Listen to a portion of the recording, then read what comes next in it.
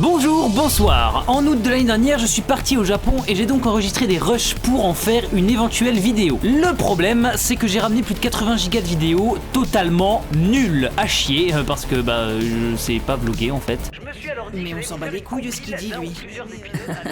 J'espère qu'il va sortir un manga battle. Alors je vous préviens tout de suite, vous attendez pas à des vidéos type Ichiban Japan qui a, on va pas se cacher, un talent bien supérieur au mien. Non, moi ça va être une version leader price, totalement claquée au sol, mais qui j'espère vous divertira un tant soit peu. Sur ce, je vous souhaite une très bonne vidéo et n'hésitez pas à laisser un like si le concept vous plaît et si vous voulez voir d'autres épisodes. Très bonne journée à vous, mesdames et messieurs.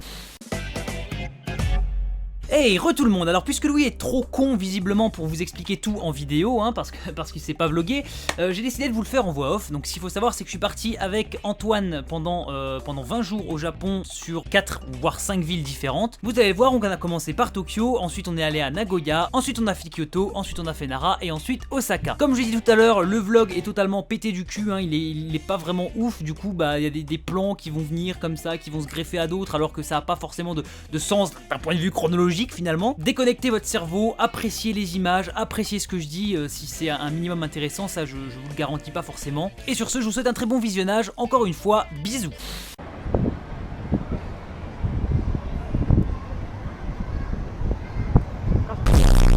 Arrête de daber Momo, c'est gênant.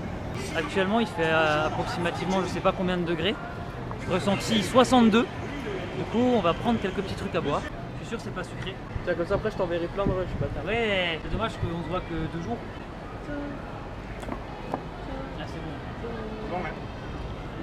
Donc ici on part sur des articles de qualité bien évidemment. Ça c'est un réanimateur cardiaque, voilà. Il y a des pulsions cardiaques et tout et ça explique comment réanimer.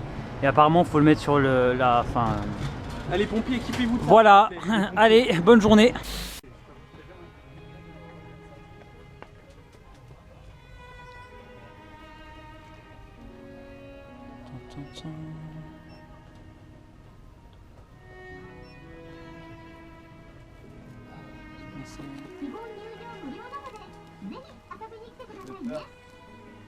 Regarde.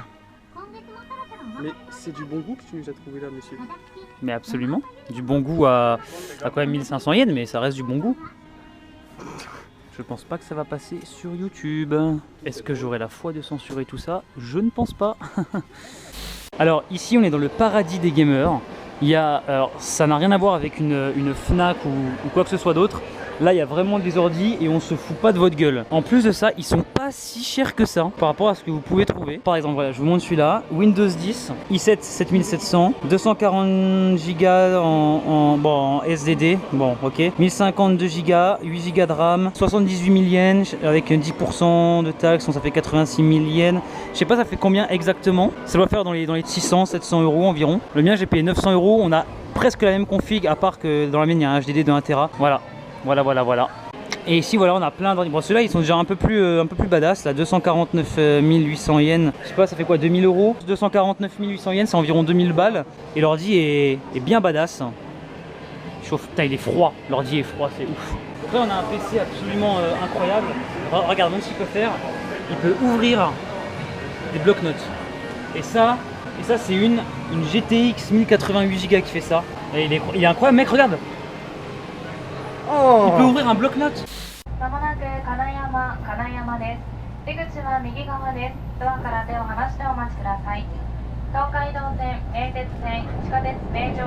Hello. Je sais pas trop ce que je vais me prendre. Peut-être un melon cream soda, mais avec ma chance légendaire, ça va être absolument pas sucré. Moi je veux bien tester ça, ouais. Melon cream soda, ça a l'air pas mal.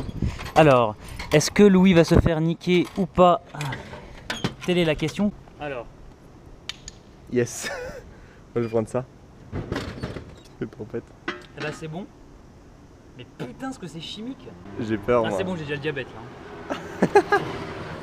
Tiens, reprends. Et toi Antoine, qu'est-ce que t'as pris là? Ça.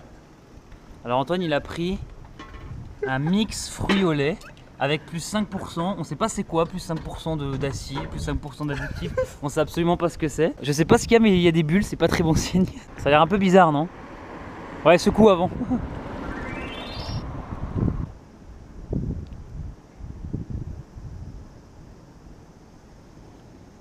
C'est un jus de fruits au lait. C'est un jus de fruits au lait, c'est un milkshake quoi en fait. En gros. Ok, bah parfait. On est arrivé au parc de Tsurama qui est un parc totalement gratuit. Il n'y a pas grand chose à part un petit sanctuaire au milieu. Mais voilà, vu que c'est notre première journée, qu'on vient d'arriver en train aujourd'hui, qu'on a posé nos affaires à l'hôtel, on voulait faire quelque chose de relativement simple. C'est pas très loin, si vous passez par la gare JR, c'est genre très proche, même pas 2 arrêts, il faut presque pas marcher. Mais voilà, sinon c'est un bon petit endroit à mon avis où on peut s'aérer. On va découvrir un petit peu tout ça. On va pas parler énormément, peut-être vous montrer le sanctuaire et vous montrer quelques plans. Donc en fait là, on vient de faire je sais pas combien de temps pour se rendre compte que c'est un parc tout à fait classique et qu'il n'y a aucun sanctuaire. Bon bah on continue.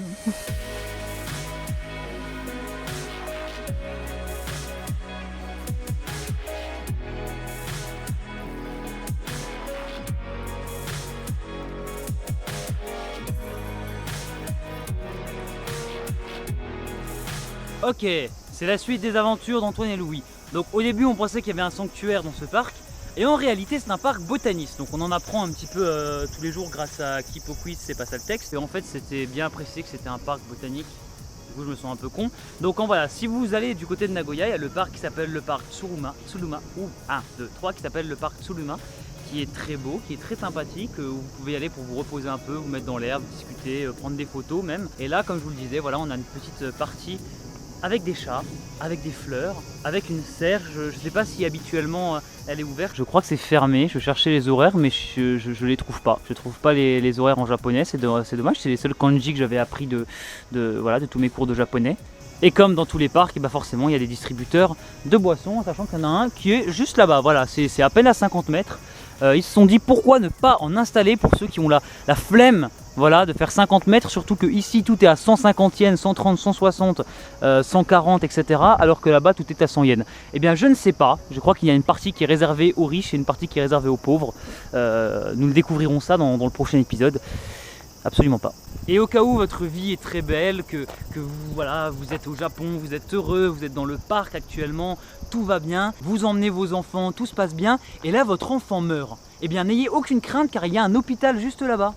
Voilà. Et c'est là-bas où vous pourrez assister au décès de votre enfant ou de vos enfants, hein, au choix, c'est pas moi qui décide. Elle est pas belle la vie, c'est incroyable. Je trouve que ces Japonais sont très forts pour penser à ce genre de choses. C'est incroyable. Donc à la base on savait vraiment pas quoi faire.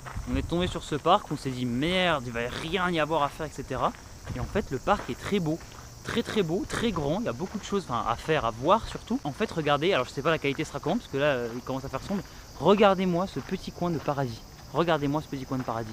Alors, ce serait encore plus beau s'il n'y avait pas l'hôpital derrière, mais je trouve ça très beau. Je trouve ça très beau, très apaisant avec le vent. C'est beau, aucun mot. Ce qui est encore plus beau, c'est l'eau totalement polluée, mais bon, ça, ce n'est qu'un détail. Je réalise qu'en fait, cette journée, j'ai fait que aller dans un parc et je vous ai filmé ça. Un petit parc du Japon, mais c'est pas grave. Moi, je vous ai fait découvrir peut-être quelque chose. On va sûrement aller manger quelque chose. En tous les cas, je vous tiens au courant. Même si je pense, comme dans tous les vlogs de YouTube, je pense que ce que je vais manger ne vous intéresse absolument pas. Mais c'est pas grave, je fais ma grosse pute et puis vous n'avez pas le choix, vous allez voir ça. Vous vous demandez sûrement quelles sont les plus grosses dépenses en général qu'on fait au Japon. Moi, je vous assure qu'un attrape-fric au Japon, c'est vraiment ça. Voilà, je crois que ça va être la 7e fois que je vous le montre. Mais là, il y a tout, 100 yens, 80 yens, etc. À chaque fois qu'on en voit, on dit hey, on n'en prendrait pas un peu. Et du coup, 100 yens plus 100 yens plus 100 yens plus 100 yens, à la fin, on s'en sort avec, je ne fais pas le calcul des boissons, mais il y a beaucoup de choses, quoi. Il faut savoir au Japon que vous pouvez tomber sur beaucoup de boissons qui ne sont pas sucrées. Comme je me suis fait avoir, je me suis fait niquer beaucoup de fois sur des thés et puis au final, ils ne sont pas sucrés. Ça, c'est clairement une boisson qui n'est pas sucré.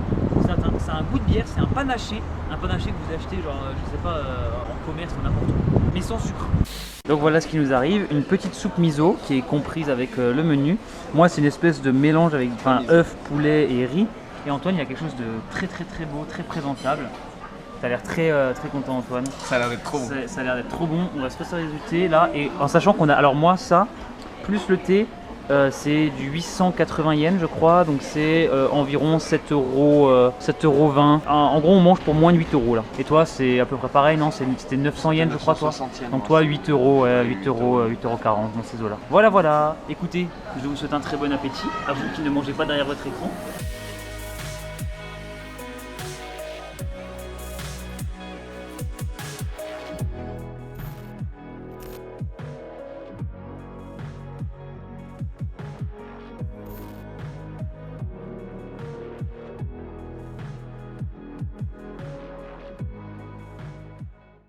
Ok, donc là en fait on vient de réaliser que Antoine, pour les 15-14 jours qui restent, il lui reste 158 000 yens et moi, il me reste moins de la moitié de son budget. Alors vous allez vous dire, mais Louis, mais qu'est-ce que t'as foutu de ton budget? C'est pas possible, t'as fait de la merde. Non, non, non, c'est juste lui qui est riche et moi qui gère bien mes dépenses. Du coup, ça fout un peu le seum. Voilà, Antoine le riche.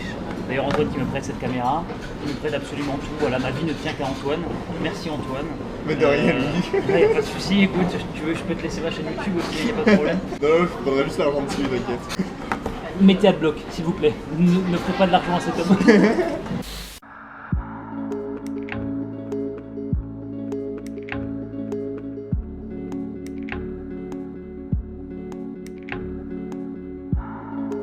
Alors, je viens d'avoir une notification sur mon téléphone, comme quoi il était beaucoup trop chaud et il fallait que je le refroidisse au plus vite.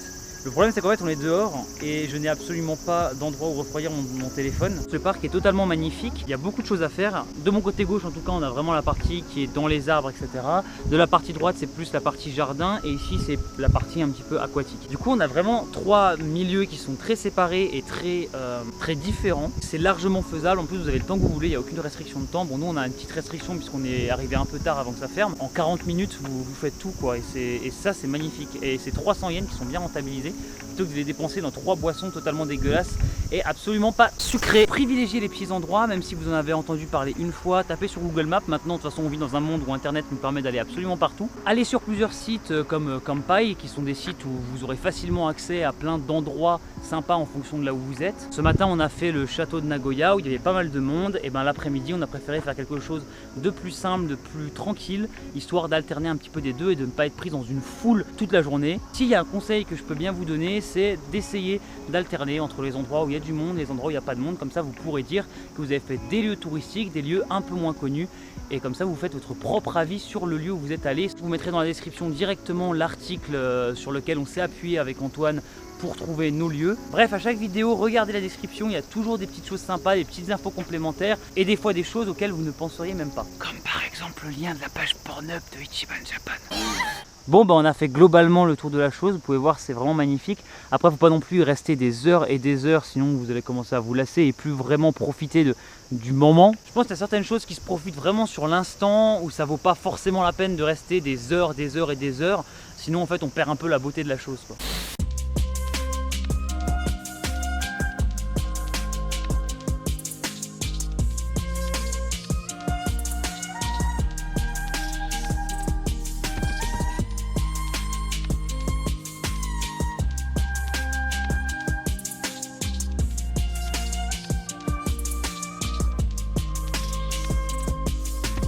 Un truc que je viens de remarquer, c'est que ici on est quand même à une grande altitude. Je vous montrerai, on a une super belle vue là-bas sur la ville. Il y a des gens donc, qui tiennent des commerces ici et qui doivent vivre ici tout le temps. Parce que je vois qu'il y a des logements en haut, donc ils doivent vivre ici. Le truc que je me pose, la question que je me pose, c'est qu'il n'y a aucun accès routier. Donc les gens doivent tout descendre à pied à chaque fois, avec leurs courses ou leurs choses quand ils veulent les ramener. Même si les personnes habitent en bas, ils sont obligés de monter pour le matin pour bosser. Donc ouais, franchement gros respect à eux, même si à mon avis ils doivent très bien rentabiliser leur journée vu le nombre de touristes qu'il y a. Regardez-moi cette vue comme c'est magnifique.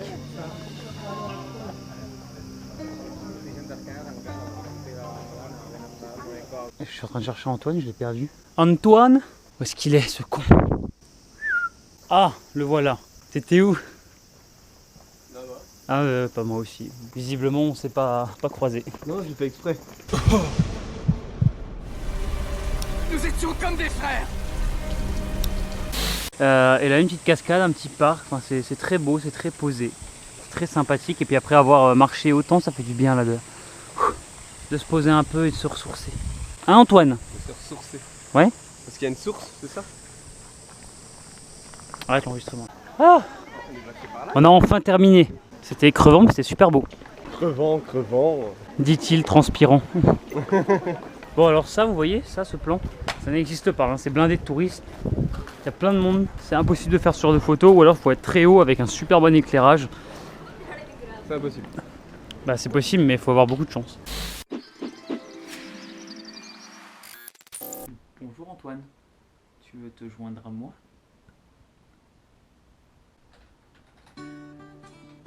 On va bien s'amuser ce soir.